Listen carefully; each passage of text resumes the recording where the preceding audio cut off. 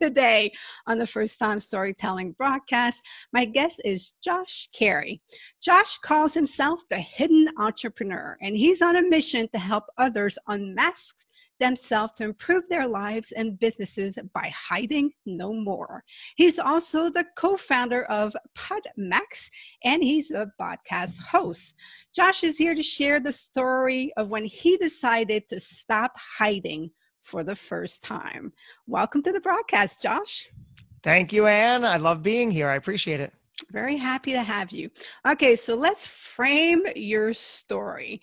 What was happening in your life? What led you to realizing that you were hiding who you were?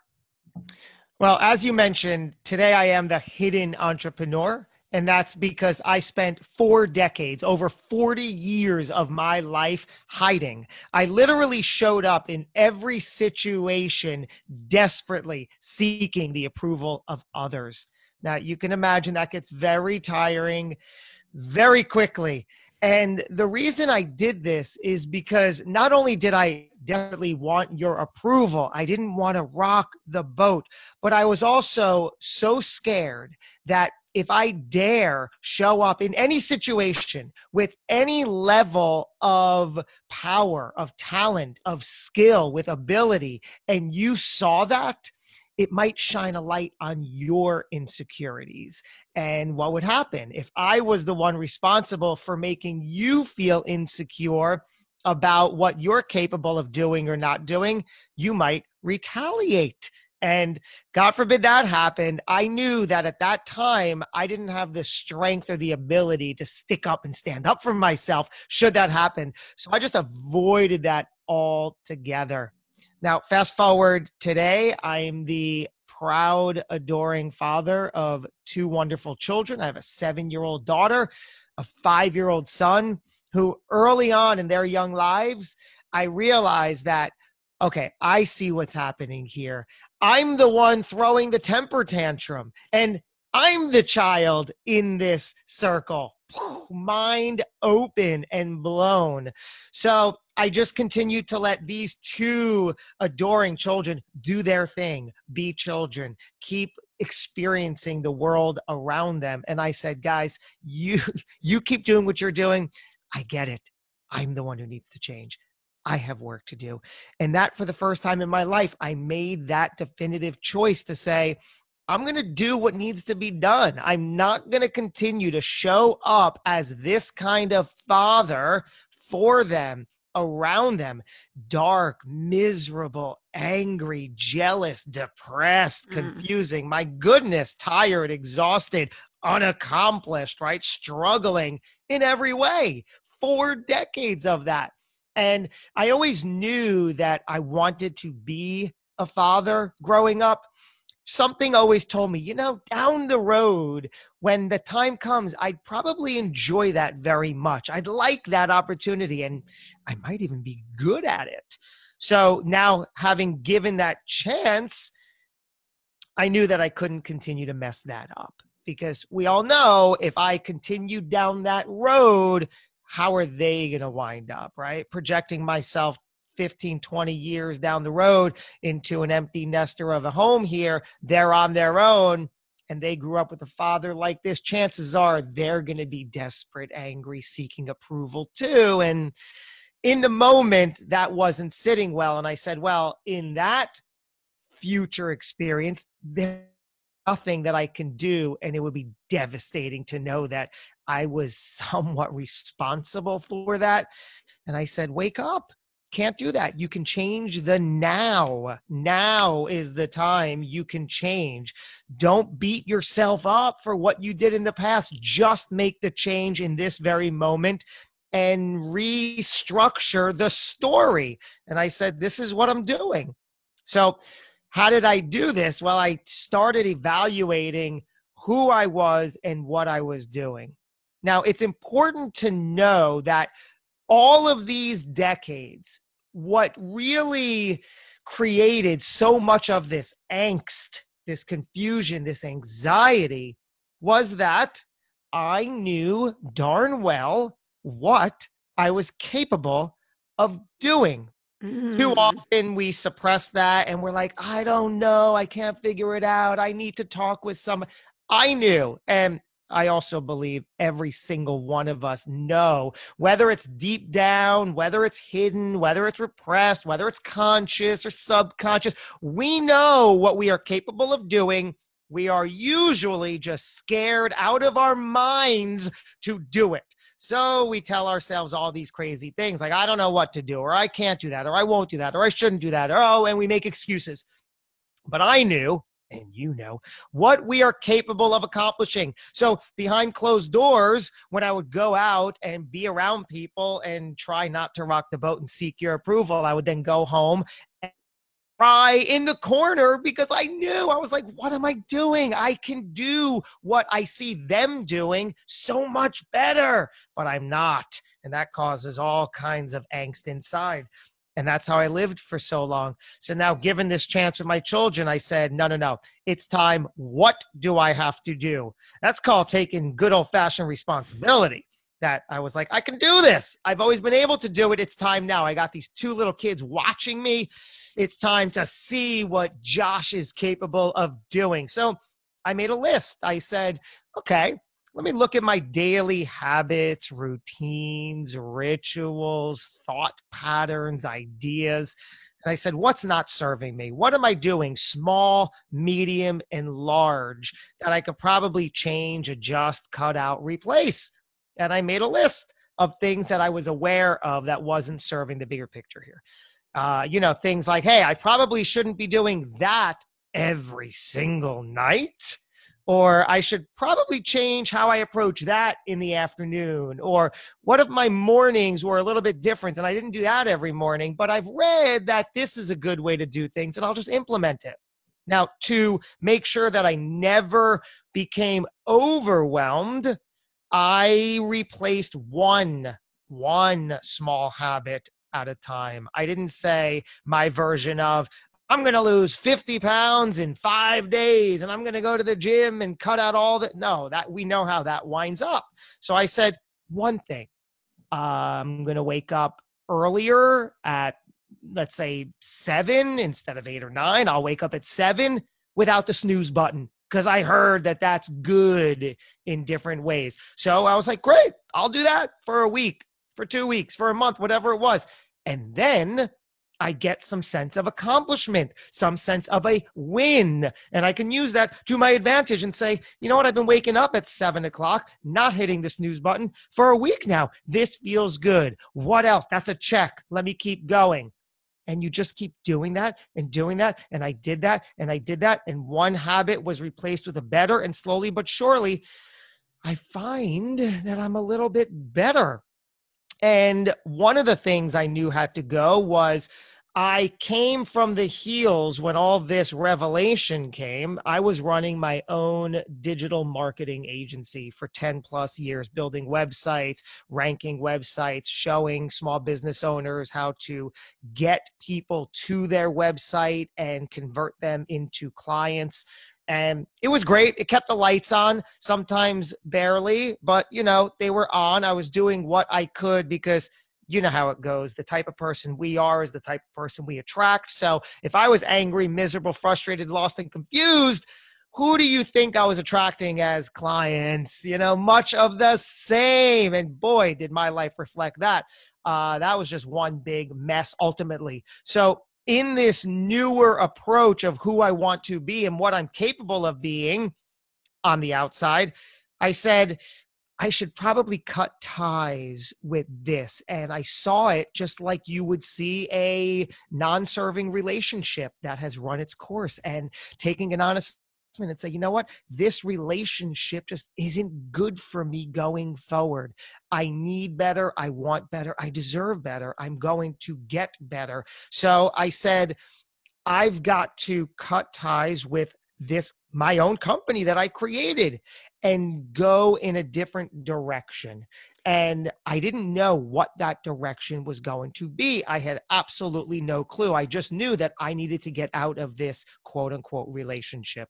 I just want to quickly confirm that no one's telling you to do this. You're just finally listening to you. to everything that you've known you needed to do, and Correct. now you're doing it. Correct. Okay.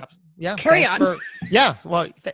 Thanks for clarifying that. Right. I didn't have anybody in my life telling me what I needed to do. I was like, yes. And it was the motivation of the two kids. And I was like, oh, I love my children. I love the role of being a dad, a father. I'm not going to mess this up. How don't I mess this up? And that was just basically my checklist. So I cut ties with that business, with that relationship. And I said, I'm going to find something next. I don't know out of the gate what it is, but I will. You know what? I'm smart enough. I've always been smart enough. I'll figure something out. So I did. I took a couple of months to say, all right, what is next? Let me look for this. Let me feel it. Let me move on from that, pick myself up and go forward. And a podcast came into my mind. I said, I think I might at a podcast. I've never done it before. Sure, I've interviewed people and always found a like and an enjoyment for that.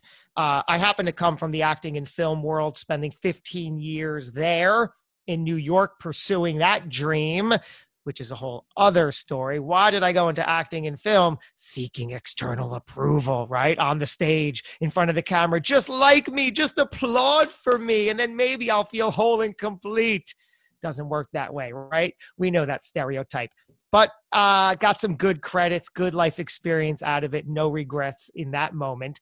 So having spent such a long time in that world, I felt like, you know what? I've got some chops here. I've got some skill, talent, and ability from that world that would probably translate to a podcast, a host in that way. I like talking. I'm curious. I'm inquisitive. I like being on the mic. I like being in front of the camera. This seems like a win. Let's go the podcast route and make this official and see what happens. Plus, Josh, you might meet some interesting people who finally you'll be a little more healthy to develop relationships with and opportunities with and form business partnerships with. Who knows? Just do it. So I thought, this is good. It's something that I can venture into and probably do with passion for a long enough time with momentum to keep me going. It's a new skill. I like learning things. So this seems like a win. Let's create a podcast. And I said, okay, what is it going to be? What's it going to do? Who's it going to serve? Who's going to listen? Another little bit of time to just let that simmer and marinate and figure out who I am, what I want from the show, and the personal brand, the hidden entrepreneur came to mind. I said, well, this is all connecting. I see who I was. I see what I was doing. I know how to frame it. I've been this guy that was just hiding my true self and skill and talent for all these reasons all this time. Now, through the lens of my children, I'm able to create a better path for myself. It's happening now in real time. So I didn't feel like, well, I'm not ready for this. No one's going to listen because I haven't accomplished anything. I was like, no, I already have that story in real time that, hey guys, I'm doing this. Watch, listen, and learn. Let's all do it together. So, which I know is, some people really get hung up on that, but I didn't allow myself to. So I said, the hidden entrepreneur, I'm going to be able to document my journey through these episodes. It'll be great. And I'll be creating something substantial. And then I said, you know what, this personal brand, and I started seeing 2 and 3 steps ahead. I said, wow, if I have a great show that I think I'm capable of really doing, what would that do for me if I'm this great brand and this great show host? I said, well, go back to my acting and film roots. I want to speak on stages. I want to be in front of an audience. I was like this. So this is great. And then ultimately I want to write a book and I want that kind of reputation. And I want to be a speaker and a trainer and a podcast host, and a podcast host. So I was like, this feels right. Let me start going down this road and establish myself in the podcast space as a legitimate, credible host and voice. So I said, how am I going to do that? Well, just start creating the content. So I was like, perfect. One episode became, so I created from the Hidden Entrepreneur brand, the Hidden Entrepreneur Show, made it work. One episode became 2, became 5, 10, 20, 50, 100. Today I'm over 175 episodes in, still going strong. I'm also the co-host of another live show. We have 50 episodes there, and then some. So early on in in this established new career path, one of my guests after the interview, he said, I've been on shows before, and this was the best interview ever. So what he did there was confirm what I was already doing, who I was, what I was bringing to the table. So that develops more confidence for myself and more legitimacy for myself. And I was able to embrace that and thought, yeah, I felt that too. Thank you. Yes, great. So now I have this credibility. I have this response because I'm no longer seeking approval and desperately hoping somebody, gives me the permission to show up or be the best host ever or give them the best experience ever.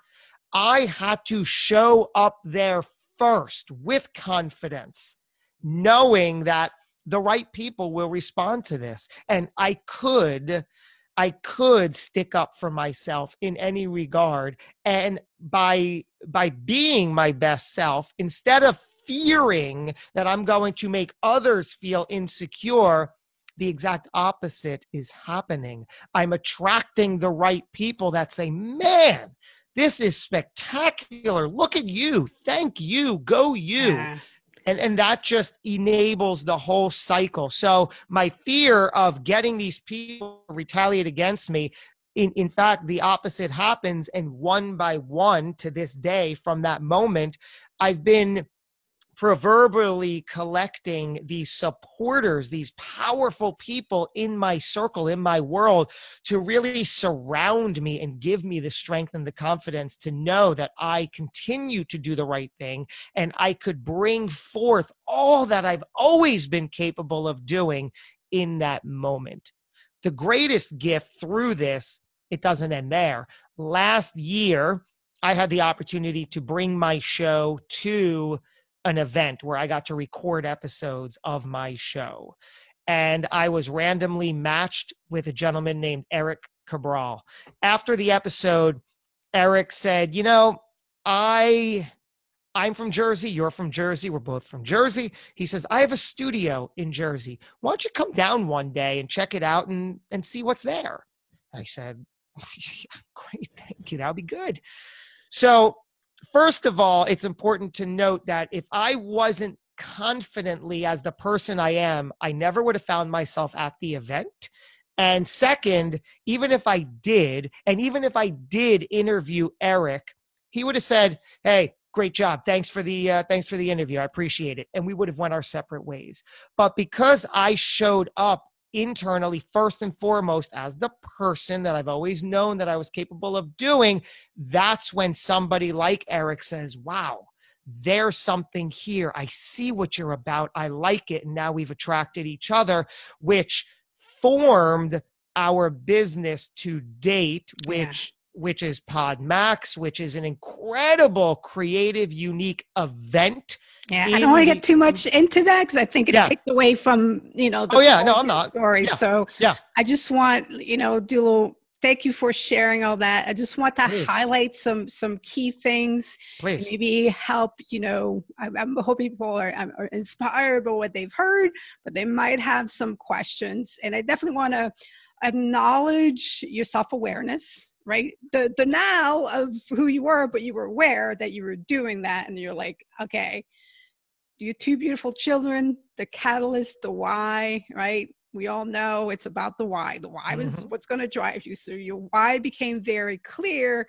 And then what is very key to your story, it became all action driven.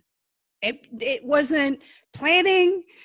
Well, obviously you did planning, but it wasn't endless planning. There you It go. wasn't endless, imagining, visualizing, or anything. It was, I need to take these actions. I'm going to start small.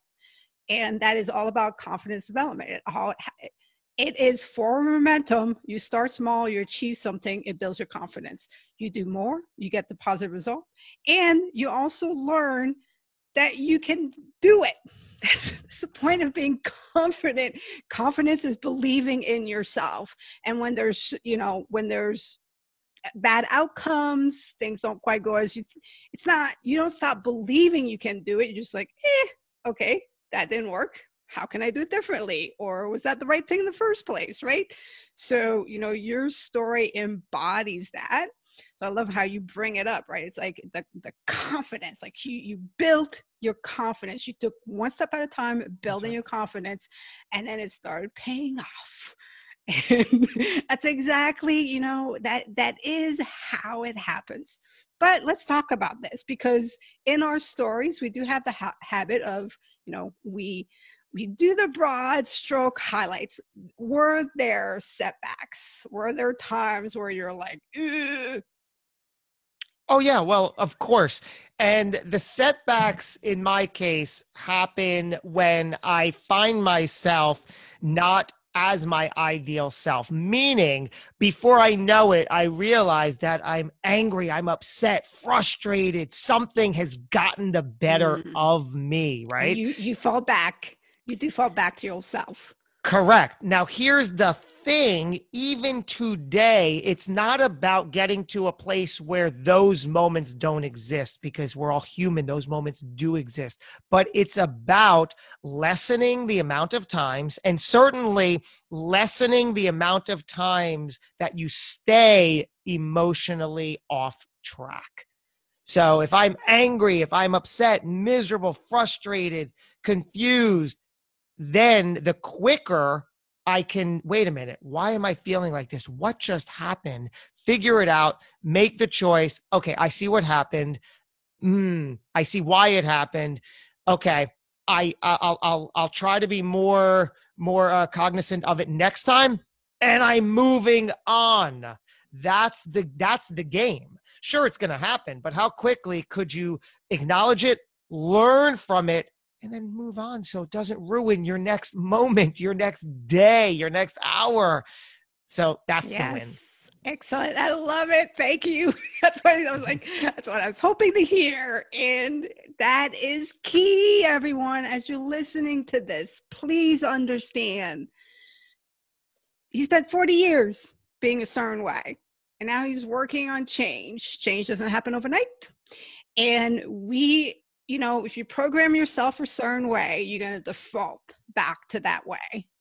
But some people get excited about change. They start driving forward, then they fall back in that place, and maybe they can pull themselves out one time. And then the next time, they feel defeated, whatever it is. But Josh just said it. He's like, yeah, I'm back here. Why am I back here? What brought me back here? I don't want to be back here. Okay, how do I get out of here? And how do I avoid coming back here? And then more time goes by and you forget. And then, it might be even like a year later and you find yourself back and you're like, dang it. After years of not throwing myself a pity party, a few weeks ago, I threw myself a massive pity party and I'm like, and then it just kept going. And I'm like, what the?